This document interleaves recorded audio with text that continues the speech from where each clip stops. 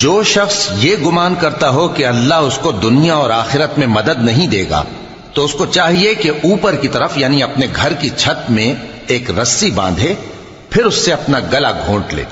پھر دیکھے کہ آیا یہ تدبیر اس کے غصے کو دور کر دیتی ہے۔ اور اسی طرح ہم نے اس قرآن کو اتارا جس کی تمام باتیں کھلی ہوئی ہیں، اور یہ یاد رکھو کہ اللہ جس کو چاہتا ہے ہدایت دیتا ہے۔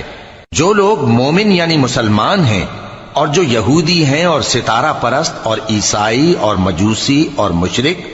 اللہ ان سب میں قیامت کے دن فیصلہ کر دے گا۔ بے شک اللہ ہر چیز سے باخبر ہے۔ کیا تم نے نہیں دیکھا کہ جو مخلوق آسمانوں میں ہے اور جو زمین میں ہے، اور سورج اور چاند اور ستارے اور پہاڑ اور درخت اور چوپائے اور بہت سے انسان اللہ کو سجدہ کرتے ہیں، اور بہت سے ایسے ہیں جن پر عذاب ثابت ہو چکا ہے، اور جس شخص کو اللہ ذلیل کرے اس کو کوئی